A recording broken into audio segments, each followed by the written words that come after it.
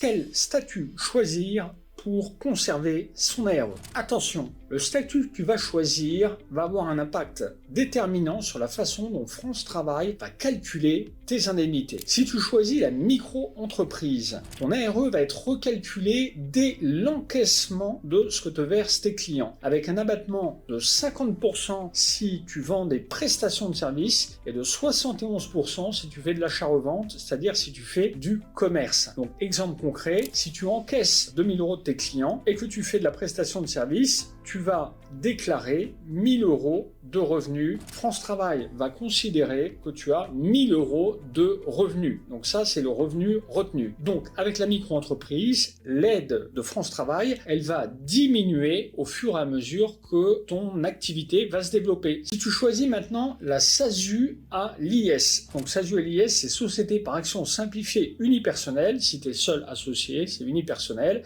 Et à l'IS, c'est à l'impôt sur les sociétés. C'est un choix que beaucoup de personnes inscrites à France Travail, beaucoup de personnes au chômage font. Et tu vas comprendre pourquoi. En SASU à l'IS, tant qu'aucun salaire ne t'est versé, tu ne payes pas de cotisation sociale à l'URSSAF. Tu n'as rien à payer, il n'y a pas d'impôt ou de charges supplémentaires à payer. Ton ARE, elle est maintenue quel que soit le niveau d'activité de ta société. Il faut bien comprendre que pour France Travail, c'est deux choses différentes. Ce que ta société, elle encaisse, c'est-à-dire c'est ce qu'on appelle le chiffre d'affaires, ce qu'elle facture à ses clients et ce qu'elle encaisse, et toi, le revenu que tu prends, la rémunération que tu prends. C'est pas du tout la même chose.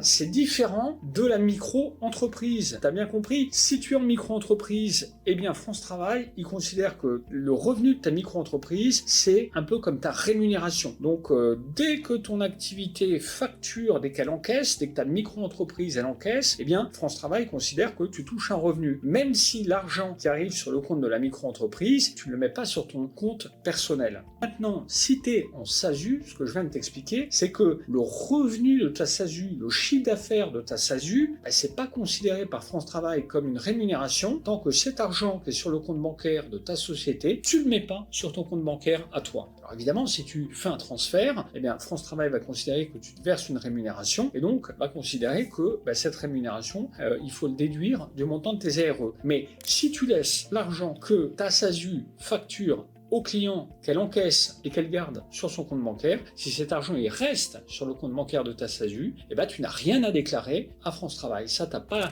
à le déclarer parce que ça appartient à ta société. C'est pas ton revenu à toi.